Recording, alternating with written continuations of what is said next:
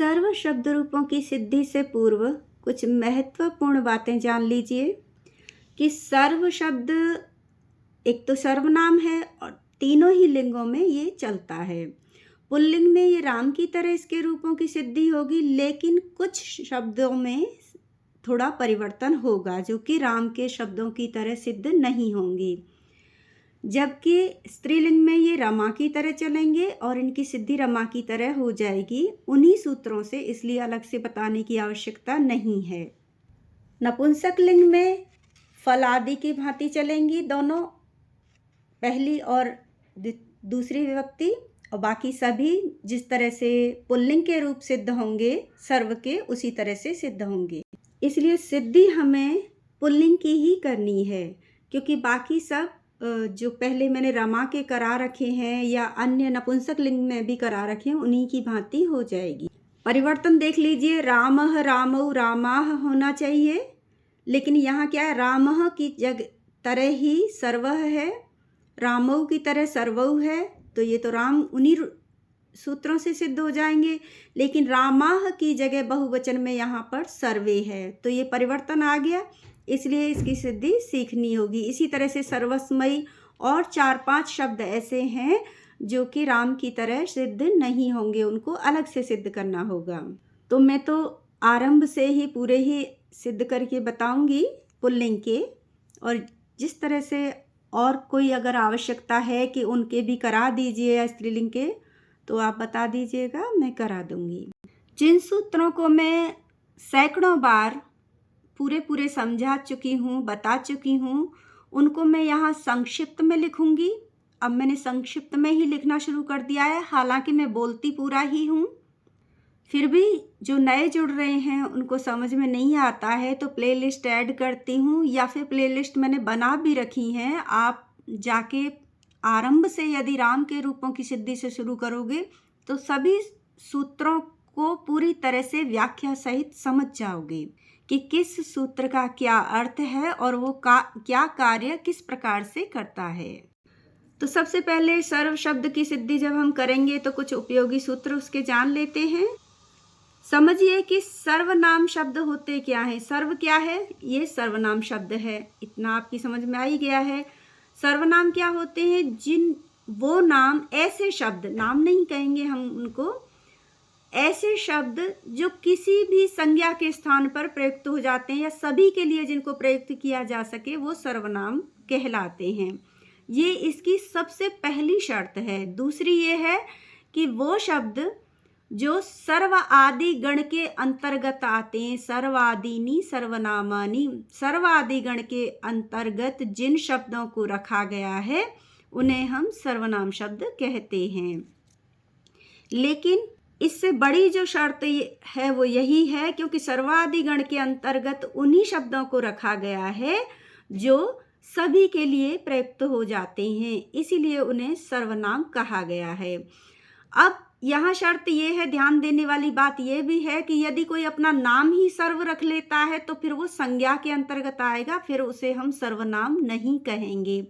जिस तरह से स्व शब्द है, स्व सर्वनाम है, इसे कोई भी स्व यानी अपने लिए, आत्मन प्रयुक्त कर सकता है। लेकिन अगर किसी ने अपना नाम ही स्व रख लिया है या किसी ने अपने बच्चे का नाम स्व रख दिया तो फिर वो संज्ञा कहलाएगा, उसे फिर हम सर्वनाम नहीं कहेंगे।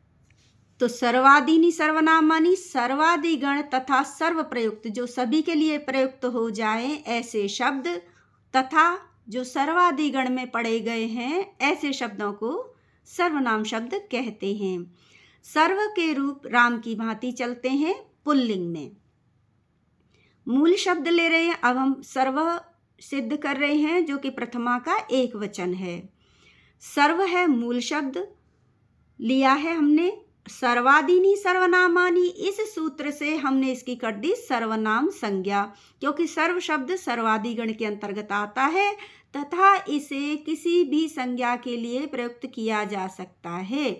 अर्थात कोई भी अपने नाम के आगे या दूसरों के नाम के आगे अलग अलग नाम न कहकर सब कह सकता है। साथ ही किसी भी चीज़ के लिए भी कह सकते हैं कि सब पुस्तकों को ले आइए, इस तरह से भी इसका प्रयुक्त हो सकता है। तो सर्वादीनि सर्वनामानि सूत्र से सर्वनाम संज्ञा हो गई, तथा संज्ञा स्थाने प्रयुक्त होने से संज्ञा के स्थान पर क्योंकि सर्व का प्रयोग होता है, यानी सबको ले आओ कहो या पुस्तकों को ले आओ कहो, तो पुस्तकों के स्थान पर हमने सबको ले आओ कह दिया, यानी सारी पुस्तकें, अतः ये संज्ञा के स्थान पर प्रयुक्त हो गया। इसलिए और जो संज्ञा के स्थान पर प्रयुक्त हो रहा है तो वो अर्थवान होगा, क्योंकि संज्ञा जो होती हैं वो अर्थवान होती हैं। अतः अर्थवत अधातु अप्रत्यय प्रातिपदिकम, इस सूत्र से अर्थवान होने के कारण इसकी प्रातिपदिक संज्ञा हो गई। किसकी? सर्व की। अर्थवत अधातु प्रत्यय प्रातिपदिकम सूत्र से प्रातिपदिक संज्ञा हो गई। प्रातिपदिक संज्ञा इनकी जिनकी हो जाती है, अर्थात जो सार्थक शब्द होते हैं, उनको पद बनाने के लिए उसमें स्व, जस, अमोट, षष्ठाभ्याम विस, इस तरह से 21 प्रत्यय का आगम हो जाता है इस सूत्र से। तब उन 21 में से आप कौन सा लगाओगे? तो प्रथमा का एक वचन बना रहे हो तो द्वैकय और द्विवचने एक वचने, इस सूत्र से प्रथमा की विभक्ति के एक वचन में या द्वितीया के एक वचन में या तृतीया चतुर्थी पंचमी किसी के भी एक वचन में, एक वचन की विवक्षा में एक वचन का प्रत्यय यानी कि सु लगेगा, द्विवचन की विवक्षा में औ लगेगा जो कि द्विवचन का प्रत्यय है। तो द्वैकय और द्विवचन ही एक वचन, इस सूत्र से प्रथमा एक वचन में सु का आगम हो जाएगा, तो स्थिति हो गई सर्व सु। अब उपदेश से अनुनासिक इति मैं कितनी ही बार सिद्धियों में बताई हूँ कि ऋतु विसर्ग कर दीजिए, क्योंकि मैं ये चीज़ बहुत आरंभ में बता चुकी हूँ कि किस तरह से ऋतु विसर्ग होता है। आज एक बार इसको पुनः बता रही हूँ कि उपदेश अनुनासिक इति, इस सूत्र से स के उ का लोप हो गया, क्योंकि ऋषियों ने उपदेश अच अनुनासिक, उपदेश में आए हुए अंतिम अच यानी कि स्वरों का तथा अनुनासिक वर्णों का लोप हो जाता है, तो स में उ का लोप किया हुआ है, अतः यहाँ पर उ का लोप हो गया। तो स्थिति क्या रह गई? सर्व स। ससजशो रु सूत्र से स को रु आदेश हो गया, अर्थात अंत में आए हुए स तथा सजुष शब्द को रु आदेश हो जाता है। तो स आया हुआ है, स के स्थान पर अब रु आदेश हो गया। अब स्थिति क्या हो गई? सर्व रु। अब क्योंकि रु क्या हुआ है? सु के स्थान पर हुआ है, यानी सु का स रह करके रु हुआ है, तो ये भी उपदेश कहलाएगा। अतः वही उपदेश अनुनासिक इति, इस सूत्र से उ का लोप यहाँ भी हो जाएगा। बचा क्या? केवल र, यानी कि स से रु करके रु को विसर्ग किया है, तो इसे ऋतु विसर्ग कहते हैं। अब ये सूत्र कह रहा है खर अवसानयो विसर्जनीय, अर्थात या तो र के बाद खर प्रत्याहार का कोई वर्ण परे में आना चाहिए। ख, फ, छ, ठ, थ, च, ट, क, जो प्रत्याहार निर्माण बताया है ना, यानी कि किसी भी वर्ग का पहला, दूसरा या अंतस्थ व्यंजन र के बाद आ जाए, या फिर अवसान में र आए, अवसान अर्थात अंत में, जिसके की बाद में कुछ हो ही न, तो उस र के स्थान पर विसर्ग हो जाता है। खर अवसानयो विसर्जनीय, तो यहाँ खर प्रत्याहार का वर्ण परे में हो है नहीं, किंतु अवसान है, अर्थात अंतिम र है, तो खर अवसानयो विसर्जनीय, इस सूत्र से अवसान में र के होने से र को विसर्ग आदेश हो गया, अतः सर्व इसकी सिद्धि हो गई। पुनः एक बार देख लीजिए, सर्व शब्द की सर्वादीनि सर्वनामानि सूत्र से सर्वनाम संज्ञा होती है। सर्व प्रथमा एक वचन की सिद्धि करते हैं, जो कि केवल बिल्कुल राम की तरह होगी। सर्व लिया मूल शब्द, सर्वादीनि सर्वनामानि, इस सूत्र से सर्वनाम संज्ञा हो गई। संज्ञा के स्थान पर सर्व का प्रयोग हो जाता है, अतः ये अर्थवान हो गया। तो अर्थवत धातु प्रत्यय प्रातिपदिकम सूत्र से इसकी प्रातिपदिक संज्ञा हुई। प्रातिपदिक होने की वजह से सौजस इसमें लगेंगे। सौजस सूत्र से तथा द्वैकय और द्विवचन एक वचन सूत्र से प्रथमा एक वचन में सु का आगम हो गया, सर्वसु स्थिति हो गई। उपदेश अनुनासिक इति, इस सूत्र से स के उ का लोप हो गया, तब स्थिति होगी सर्व स सजशो रु से स को रू आदेश हो गया तो सर्व रू हो गया। फिर से उपदेश अनुनासिक इति से रू के ऊ का लोप हो गया। और खरवसाने विसर्जनीय इस सूत्र से अंत में यानी अवसान में र होने के कारण र को विसर्ग आदेश होने से सर्व ये शब्द सिद्ध हो गया। अब शुरू कर देते हैं सर्वः सर्वौ। तो ये प्रथमा का द्विवचन। इसमें सूत्र क्या लगेंगे? पहला सूत्र है, सूत्रों को समझ लीजिए। प्रथमयो पूर्व सवर्ण, कोई नया सूत्र नहीं है, वही है सारे सूत्र जो पहले बताए जा चुके हैं, केवल उनको लगाने का एक तरीका है, कौन सा कब लगाया जाएगा। प्रथमयो पूर्व सवर्ण सूत्र क्या करता है कि प्रथम यो ये कर दिया ना, दो डबल कर दिया क्योंकि ये द्विवचन हो गया। इसका तात्पर्य है पहली और दूसरी विभक्ति में पूर्व सवर्ण आदेश हो जाता है, पूर्व सवर्ण दीर्घ आदेश हो जाता है। पहली और दूसरी विभक्ति में पूर्व सवर्ण दीर्घ होता है। जैसे कैसे होता है? जैसे मान लीजिए ई के बाद औ आ गया, कोई शब्द ऐसा जैसे हरि है, हरि में अंत में ई है और उसके बाद औ आ गया, सो औ। मान लो द्विवचन बनाना है, हरऊ बनाना है और हरि के बाद औ आया है तो हरऊ नहीं बनेगा, ये क्या बनेगा? हरि बनेगा, क्योंकि हरि हरि हरियः ये बनते हैं ना। तो ये प्रथमयो पूर्व सवर्ण कह रहा है कि पहली और दूसरी विभक्ति के जब प्रत्यय लगेंगे तो वो पूर्व सवर्ण दीर्घ हो जाएंगे। तो यहाँ ई और औ मिल करके ई हो जाएंगे, लेकिन होने तो नहीं चाहिए, लेकिन ये पहली और दूसरी विभक्ति का प्रत्यय है। सु औजस अम औट, औट में भी औ आता है, औ आता है, इसलिए यहाँ पर ई और औ मिल करके ई ही हो जाएंगे, लेकिन ऐसा केवल पहली और दूसरी विभक्ति में ही होता है। या मान लीजिए पूर्व में ओ आ रहा है, औ आ रहा है और उसके बाद ई उ औ इनमें से कुछ भी आ जाएगा, तो क्योंकि ये जो पीछे प्रत्यय आएंगे ये पहली और दूसरी विभक्ति के होंगे, हालांकि पहली और दूसरी विभक्ति में ये आते नहीं हैं, ई और ऊ नहीं आते, औ ही आता है। लेकिन अम का आता है और जस का ज आता है तो ज को हटा देते हैं तो अस रहता है। इसी तरह से सुऔजस अम औट शश में भी श हटता है तो अस आ जाता है, यानी अ तो आता है पीछे, ई और ऊ नहीं आते हैं सौजस में। लेकिन जो भी आए यहाँ ये सिर्फ इसीलिए बताया है कि पहली और दूसरी विभक्ति का जब रूप बनाने के लिए पहली दूसरी विभक्ति के प्रत्यय लगाओगे तो वो पूर्व सवर्ण दीर्घ हो जाएंगे, यानी कि पहला जो है पूर्व में जो स्वर है उसी का दीर्घ हो जाएगा, इसका कोई महत्व रहेगा ही नहीं, इसका निषेध हो जाएगा। ये इसी में मिलेगा लेकिन कोई परिवर्तन नहीं करेगा, बल्कि इसी को जो पूर्व में जो वर्ण है उसी का अपने जैसा दीर्घ हो जाएगा, अर्थात ये ई हो जाएगा। यदि यहाँ ओ है तो पीछे चाहे अ आए चाहे ई आए वही औ हो जाएगा। यदि री है तो वही री हो जाएगा। ऊ है पूर्व में तो वो दीर्घ ऊ हो जाएगा, जैसे गुरु बन जाता है।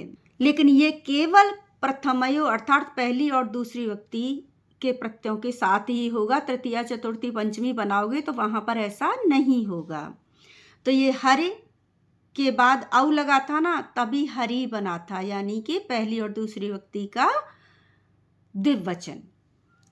अब आ जाओ ना देची, ये कह रहा है किंतु अ के बाद यदि इच आता है, किंतु जैसे ओ और औ के बाद आ रहे हैं तभी औ हो रहा है, ई के बाद औ आया है तभी ई हो रहा है। यदि अ के बाद औ आता या कोई भी आ रहा है तो दीर्घ एकादेश नहीं होगा, दीर्घ सवर्ण एकादेश नहीं होगा। ऐसी स्थिति में क्या हो जाएगा? वृद्धि रेची, वृद्धि हो जाएगी, क्योंकि आत वृद्धिर आत एच, वृद्धि होती है अ या आ के बाद एच आ जाए। ए में क्या आते हैं? ए ऐ ओ और औ। एच आ जाए तो वृद्धि हो जाती है। तो ये वाला जो सूत्र था इसका निषेध कर दिया इसने। अब जब निषेध हो गया तो कौन सा सूत्र लागू हो रहा है? वो हो रहा है वृद्धिरेची सूत्र। फिर आ जाइए और समझ लीजिए।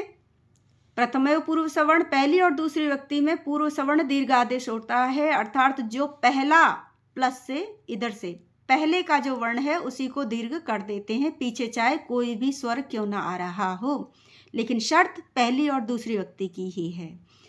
किंतु नादेची ये सूत्र कह रहा है कि अ या आ के बाद इच यानी कि अ को छोड़कर कोई भी स्वर आ जाता है, ई उ री री ए ऐ ओ औ, तो पूर्व सवर्ण दीर्घ नहीं होता है।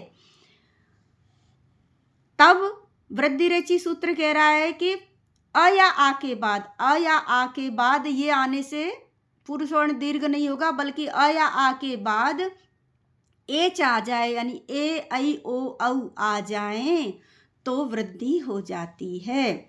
अब करते हैं सिद्धि। मूल शब्द लिया हमने सर्व, सर्वादीनी सब सर्वनामानी सूत्र से सर्वनाम संज्ञा हो गई सर्व की, तो अर्थवर्धा धातु प्रत्यय प्रातिपदिकम सूत्र से सर्व की प्रातिपदिक संज्ञा भी हो गई। प्रातिपदिक होने पर पद बनाना है और स्वजस का आगम हो गया। स्वजस में से अब ये हम कौन सा विभक्ति का कौन सा वचन बना रहे हैं? हम बना रहे हैं प्रथमा विभक्ति का द्विवचन। तो द्वैकय और द्विवचन एक वचन इस सूत्र से प्रथमा विभक्ति द्विवचन की विवक्षा में औ का आगम हो गया। स्थिति हो गई सर्व औ। सर्व औ इस स्थिति में, क्योंकि औ क्या है? प्रथमा विभक्ति है, तो प्रथमयो पहली और दूसरी विभक्ति में क्या होता है? पूर्व सवर्ण दीर्घ आदेश होता है, तो वो हो जाना चाहिए, यानी कि सर्वा हो जाना चाहिए। अ है ना सर्व के अंत में, तो और ये पहली विभक्ति का है, तो इसके बाद कोई भी स्वर क्यों ना आए, पहली और दूसरी विभक्ति में तो पूर्व सवर्ण दीर्घ आदेश ही होता है, यानी कि पहले जो है उसी का दीर्घ होगा। अ है तो इसी का आ हो जाना चाहिए, तो दीर्घ एक आदेश प्राप्त है। किंतु अ के बाद औ आया है, लेकिन नादेची सूत्र क्या कहता है? इसलिए अब नादेची सूत्र लग जाएगा, क्योंकि अ या आ के बाद इच आता है। अगर अ के स्थान पर कोई और स्वर होता ना, जैसे ई होता, तो दीर्घ ई हो जाता, औ को हम निषेध कर देते, औ हट जाता, यानी औ मिल जाता और ई ही हो जाता, वो भी कोई परिवर्तन नहीं होता, केवल पूर्व में जो स्वर है उसी का दीर्घ होता। लेकिन यहाँ पर तो अ आ गया है, और नादेची सूत्र कहता है अ या आ के बाद इच, अर्थात तो कोई भी स्वर आ जाता है, तो विभक्ति चाहे पहली हो चाहे दूसरी हो, अ या आ के बाद यदि कोई स्वर आ जाता है अ को छोड़ करके, तो पूर्व एक आदेश नहीं होता, बल्कि वृद्धिरेची सूत्र से वृद्धि हो जाती है। तब अ और औ मिलकर क्या हो गए? औ हो गए। तो अ प्लस औ मिलके औ होने से सर्वौ ये शब्द रूप सिद्ध हो गया। अगला जो प्रथमा का बहुवचन बनेगा वो बनेगा सर्वजस, और इसमें होगा थोड़ा परिवर्तन, ये रामाह की तरह नहीं बनेगा, क्योंकि ये बनेगा सर्वे, सर्वः सर्वौ सर्वे बनेगा। तो वो किस तरह से बनेगा, अगले वीडियो की प्रतीक्षा करें और जुड़े रहें, चैनल को सब्सक्राइब कर लें। अच्छा लगता है तो लाइक अवश्य कीजिए और शेयर कीजिए, जिनको भी आवश्यकता हो उनको सुझाव दीजिए। कोई डाउट हो तो कमेंट में पूछिए, कोई सुझाव हो तो बताइए, और अच्छा लग रहा है तो प्रोत्साहन दीजिए। आपका प्रोत्साहन मेरी प्रेरणा। धन्यवाद।